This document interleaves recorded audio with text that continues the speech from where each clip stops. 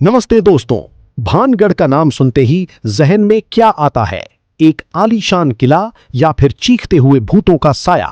भारतीय पुरातत्व विभाग यानी एएसआई ने बाकायदा बोर्ड लगाकर सूर्यास्त के बाद यहां प्रवेश वर्जित कर रखा है। पर क्या वाकई यहां रूहें भटकती हैं या फिर ये सिर्फ एक मार्केटिंग गिमिक है? आज के इस वीडियो में हम भानगढ़ की खूबसूरती और उसके पीछे छिपे खौफनाक इतिहास की परतों को खोलेंगे।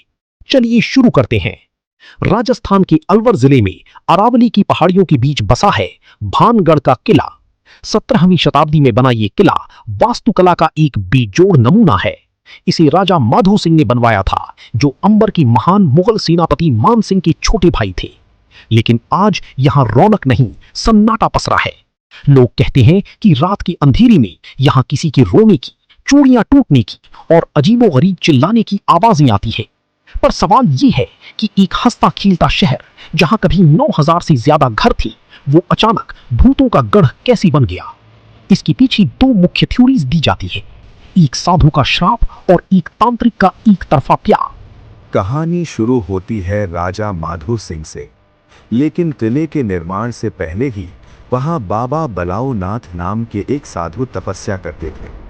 जब राजा ने वहां किला बनाने की अनुमति मांगी तो साधु ने एक बहुत ही अजीब लेकिन सख्त शर्त रखी। उन्होंने कहा, किला बनाओ, मुझे कोई दिक्कत नहीं है, लेकिन याद रहे तुम्हारे महल की परछाई मेरे घर यानी तपस्या स्थल पर नहीं पड़नी चाहिए।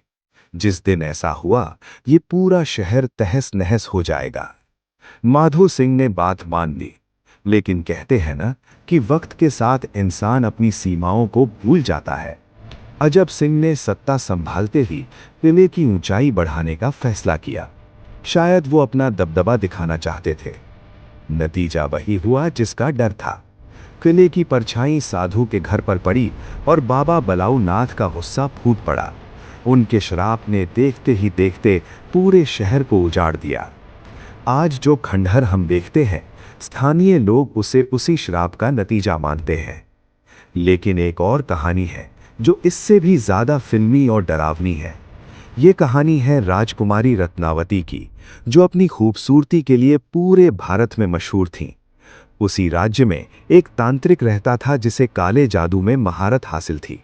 उसे राजकुमारी से एक तरफा प्यार हो गया था, या यूं कहें कि वो उन्हें हासिल करने के जुनून में पागल हो गया था। उसे पता था कि राजकुमारी उसे कभी स्वीकार नहीं करेगी, इसलिए उसने धोखे का सहारा लिया। एक दिन जब राजकुमारी बाजार में इत्र खरीद रही थीं, तांत्रिक ने चुपके से असली इत्र को लव पोशन यानी जादुई सम्मोहन द्रव्य से बदल दिया। उसका प्लान था कि जैसे ही राजकुमारी वो इत्र लगाएंगी, वो खींची चली उसके पास आ जाएंगी। लेकिन किस्मत को कुछ और ही मंजूर था। राजकुमारी को तांत्रिक की चाल का पता चल गया और उन्होंने वो शीशी एक विशाल पत्थर पर दे मारी। जादू का असर उल्टा हुआ, वो पत्थर तांत्रिक की ओर लुढ़कने लगा। मरने से पहले तांत्रिक ने आखिरी सांस लेते हुए पूरे भानगढ़ को श्राप दिया कि यहां रहने वाला कोई भी इंसान बच नहीं पाएगा और उनकी रूहें इसी किले में कैद होकर रह जाएंगी। अब आप सोच रहे होंगे कि क्या वाकई जादू टोने से शहर खत्म हो गया? अगर हम ऐतिहासिक नजरिए से देखें तो तांत्रिक की मौत के कुछ ही समय बाद मुगलों ने भानगढ़ पर हमला कर दिया था। भारी कत्लेआम हुआ और राजकुमारी रत्नावती समेत किले के सभी लोग मारे गए। क्या ये महज एक इत्तेफाक था या श्राप का असर? आज वहां जाने वाले लोग दावा करते हैं कि उन्हें हवा में एक अजीब सा भारीपन महसूस होता है। 1720 तक यहां आबादी थी, लेकिन उसके बाद लोग धीरे धीरे पलायन कर गए। आज वहां सिर्फ मंदिरों की अवशेष और सुनसान बाजार बचे हैं, जो गवाही देते हैं कि यहां कभी जिंदगी धड़कती थी। तो दोस्तों, भानगढ़ की गुत्थी आज भी अनसुलझी है।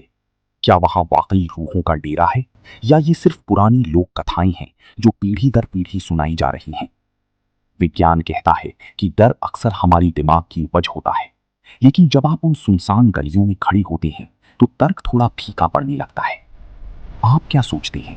क्या आप कभी भानगढ़ गई हैं या जाने की हिम्मत करेंगी? कमेंट्स में जरूर बताइए। वीडियो पसंद आया तो इसे लाइक करें और अपने निडर दोस्तों के साथ शेयर करें। मैं मिलता हूं आपसे अगली वीडियो में। जय हिंद।